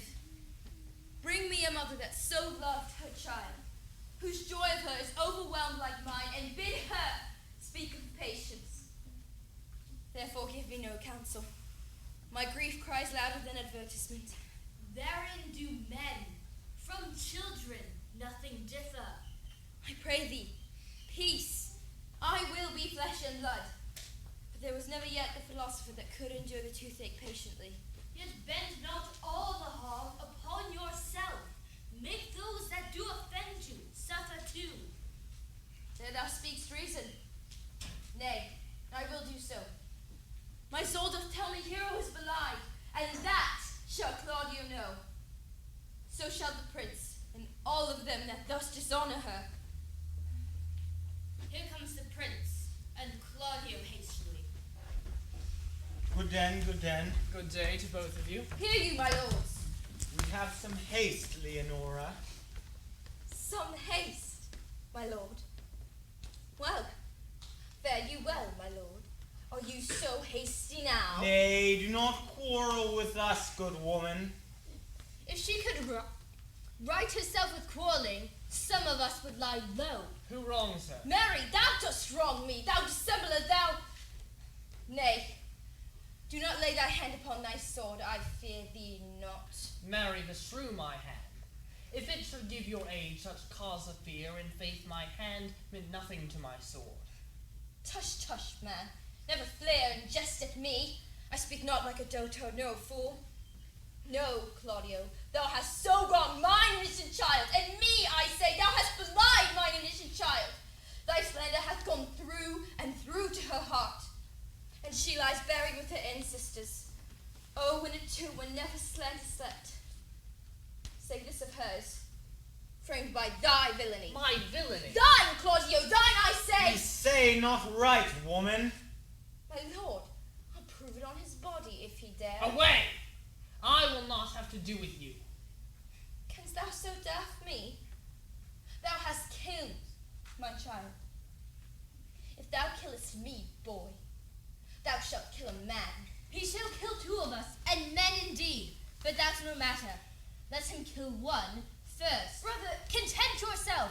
God knows I love my niece, and she is dead, slandered to death by villains. That dares well answer, man, as I dare take a serpent by the tongue. Boys, apes, braggarts, jacks, milksops. Brother Anthony. Content yourself. What man? I know them. But Brother Anthony. Come. 'Tis no matter. Do not you meddle. Let me deal in this. Listen both. We will not wake your patience. My heart is sorry for your daughter's death, but on my honor she was charged with nothing but what was true and very full of proof. My lord! My I lord! will not hear you. No? Come, brother, away. I will be hurt. And shall, or some of us will smart for it. See, here comes the man we went to seek. Now, Signor, what news? Good day, my lord. Welcome, senor. You're almost come to part, almost to fray. We had like to have had our 2 noses snapped off with 2 old fools without teeth. Leonora and her brother, what thinkest thou? Had we fought, I doubt we should have been too young for them. In a false quarrel there is no true valor. I came to seek you both. We have been up and down to seek thee, for we are high-proof melancholy and would fain have it beaten away. Wilt thou use thy wit? It is in my scabbard. Shall I draw it? Dost thou wear it by thy side? Never any did so, though very many have been beside their wit. I will bid thee draw as we do the minstrels. Draw to pleasure us. As I am an honest man, he looks pale. Art thou sick or angry? I pray thee, choose another subject. By this light he changes more and more. I think he be angry indeed. Shall I speak a word in your ear? You are a villain. I jest not. I will make a good how you dare, with what you dare, and when you dare. You have killed a sweet lady, and her death shall fall heavy on you. Let me hear from you! Well, I will meet you, so I may have good cheer. Fare you well, boy. You know my mind.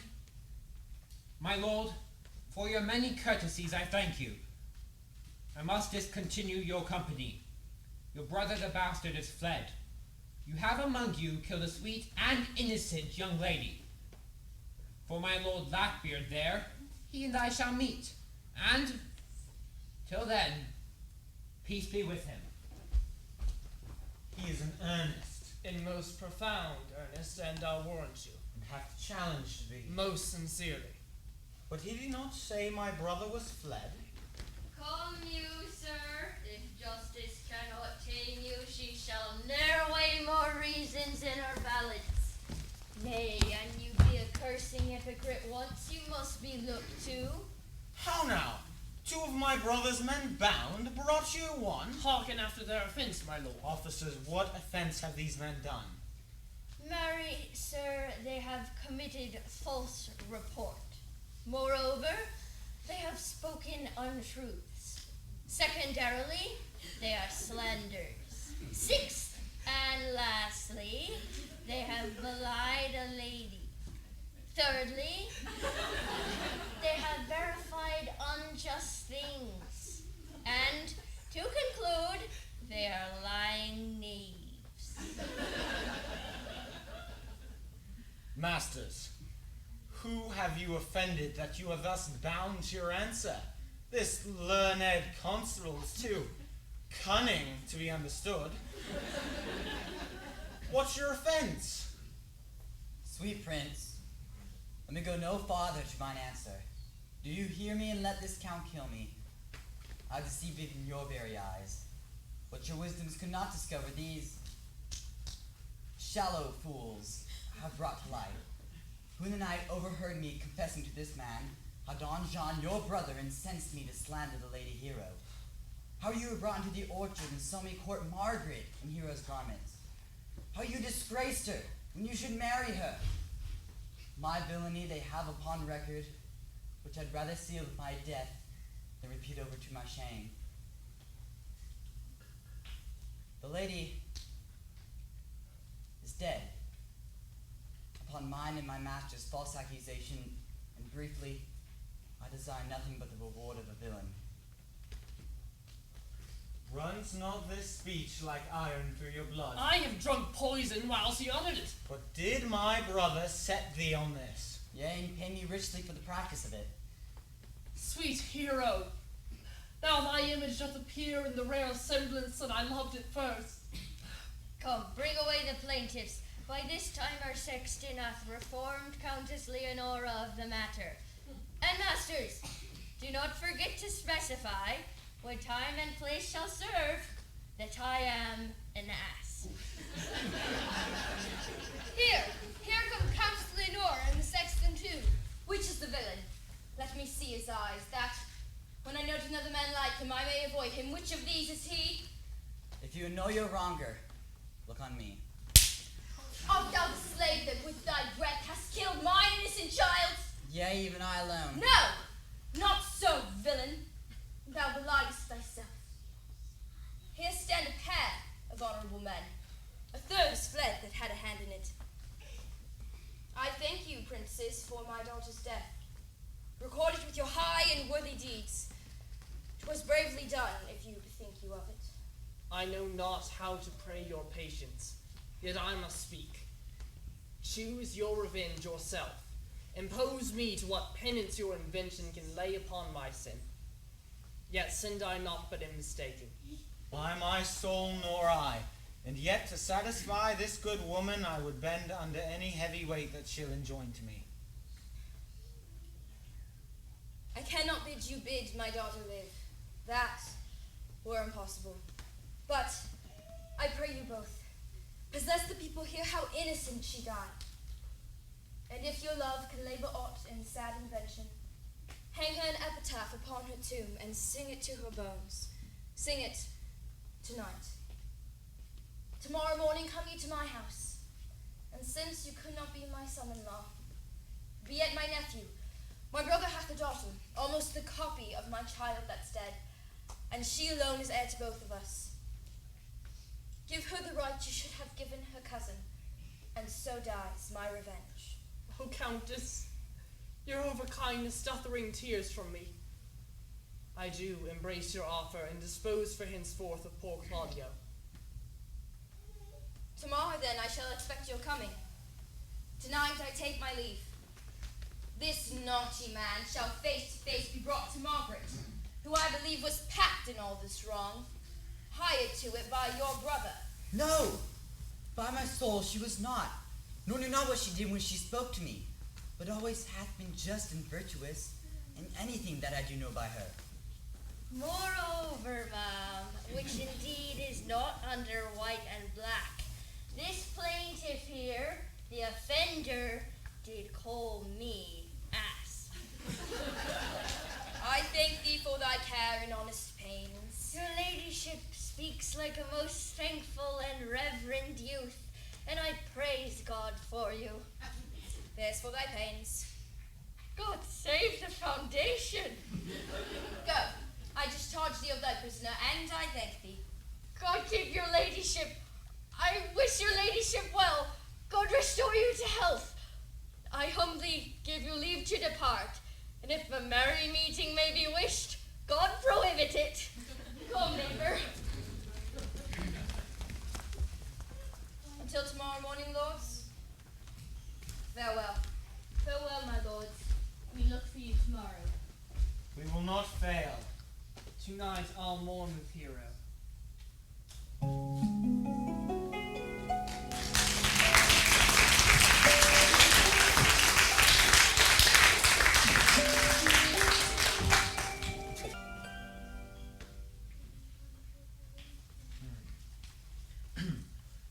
got...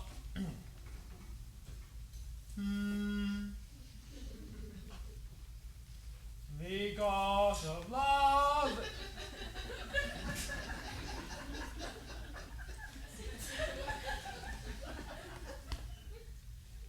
The God of love that sits above and knows me, how pitiful I deserve. I mean in singing, but in loving, Leander the good swimmer, Troilus, the first employer of pandas, and a whole bookful of these Crogam carpet managers, whose names yet run smoothly in the even road of a blank verse. Why, they were never so truly turned over and over as my poor self in love. Marry, I cannot show it in rhyme. I have tried. I can find out no rhyme to lady but baby. An innocent rhyme for scorn, horn. A hard rhyme for school, fool. A babbling rhyme. Very ominous endings. No, I was not born under a rhyming planet, nor I cannot woo in festival terms. Sweet Beatrice, wouldst thou come when I called thee? Yea, signor, and depart when you bid me. Oh, but stay till then. Oh, then is spoken. Fare you well now. And yet, ere I go, let me go with that I came, which is with knowing what hath passed between you and Claudio. Only foul words, and thereupon I will kiss thee. Foul words, but foul wind. Foul wind is but foul breath, and foul breath is noisome. Therefore, I will depart unkissed. Thou hast frightened the word out of its right sense, so forcible is thy wit. But I must tell thee plainly, Claudio undergoes my challenge, and either I must shortly hear from him, or I will subscribe him a coward. And I pray thee now, for which of my bad parts didst thou first fall in love with me? For them altogether, which maintain so politic a state of evil that they will admit no good part to intermingle with them. But for which of my good parts did thou first suffer love for me? Suffer love? A good epithet. I do suffer love indeed, for I love thee against my will. In spite of your heart, I think. Alas, poor heart. If you spite it for my sake, I will spite it for yours, for I will never love that which my friend hates. Thou and I are too wise to woo peaceably. And now tell me, how doth your cousin? Very ill. And how do you? Very ill, too. Serve God, love me, and mend. There will I leave you too, for here comes one in haste. Lady, you must come to your aunts. It is proven my lady hero has been falsely accused. The prince and Claudio mightily abused, and Don John, the author of all, is fled and gone. Will you come presently? Oh, will you go to hear this news, signor? I will live in thy heart, die in thy lap, and be buried in thy eyes. And moreover, I will go with thee to thy aunts.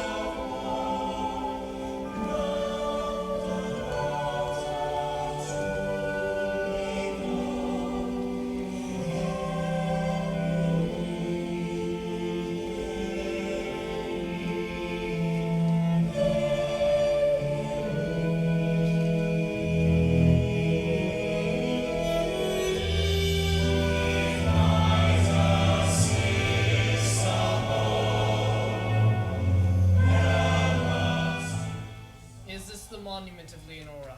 It is, my lord. Done to death by slanderous tongues, was the hero that here lies. Death and guerdon of her wrongs gives her fame which never dies. So the life that died in shame lives in death, with glorious fame. Hang thou there upon the tomb, praising her when I am done. Now, music sound and sing your solemn hymn.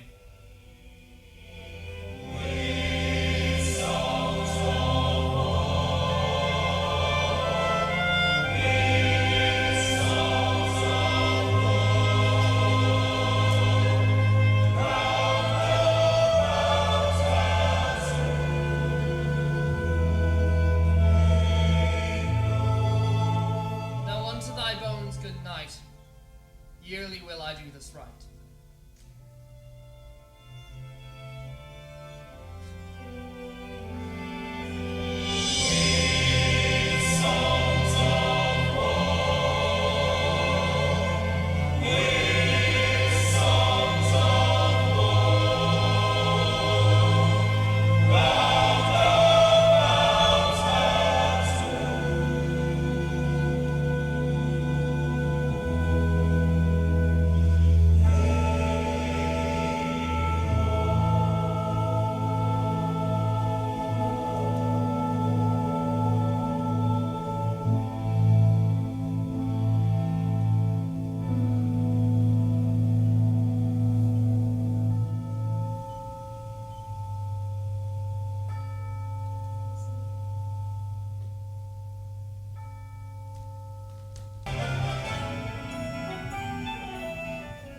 Did I not tell you she was innocent? So are the prince and Claudio, who accused her upon the error that you heard debated. But Margaret was in some fault for this, although against her will, as it appears in the course of all the question. Well, I am glad that things sort so well. And so am I, being else enforced by faith to call young Claudio to a reckoning for it. Well, daughter, and you gentlewomen all, withdraw into a chamber by yourselves, and when I send for you, come hither masked. The prince and Claudio promised by this hour to visit me. You know your office, brother. You must be father to your daughter's, your sister's daughter, and give her to young Claudio. Which I will do with a confirmed countenance.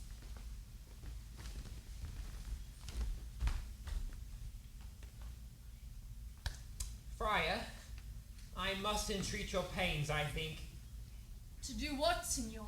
to bind me, or undo me, one of them. Countess Leonora, truth it is, good woman, your niece regards me with an eye of favour, That I, my daughter, lent it, 'tis most true. and I do with an eye of love requite her. The sight whereof I think you had from me, from Claudio and Prince. But what's your will? Your answer, Countess, is enigmatical. But for my will is your goodwill may stand with ours, this day to be conjoined in the state of honourable marriage, in which, good friar, I shall desire your help. My heart is with your liking. And my help. Here comes the prince and Claudio. Good morrow to this fair assembly. Good morrow, Prince. Good morrow, Claudio. We here attend you. Are you yet determined today to marry with my brother's daughter? I'll hold my mind where she neath you. Bring her forth, brother. Here's the friar ready. Which is the lady I must seize upon? The same is she, and I do give you her. Why then she's mine. Sweet, let me see your face. No, that you shall not until you take her hand before this friar and swear to marry her. Give me your hand. Before this holy friar, I am your husband, if you like of me. And when I lived, I was your other wife. And when you loved, you were my other husband. Another hero! Nothing certain. One hero died defiled, but I do live. And surely as I live, I am a maid. The former hero? Hero that is dead? She died, my lord, but whilst her slender lived. All this amazement can I qualify. When after that the holy rites are ended, I'll tell you largely of fair hero's death. Meantime, let wonder seem familiar, and to the chapel let us presently. Soft and fair. Friar, which is Beatrice?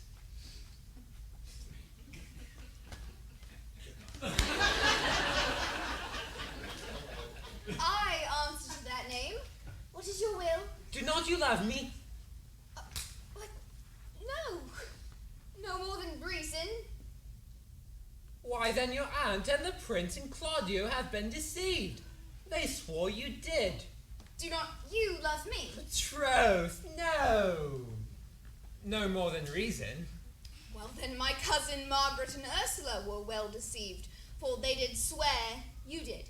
They swore you were almost sick for me. They swore you were well nigh dead for me. 'Tis no such matter. Then do not you love me? No, but in friendly recompense. Come, cousin, I'm sure you love the gentleman. And I'll be sworn upon so that he loves her, for here's a paper written in his own hand, a halting sonnet of his own pure brain fashioned to Beatrice. And here's another, written my cousin's hand, stolen from her pockets, containing her affection unto Benedict.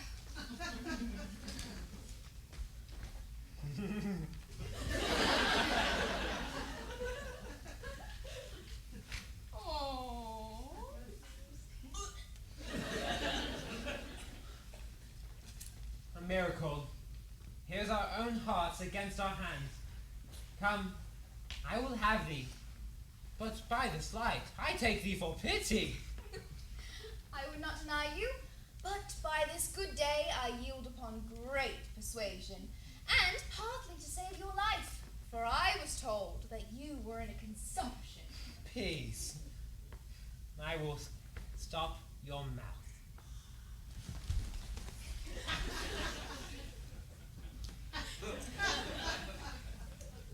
How dost thou, Benedict the married man?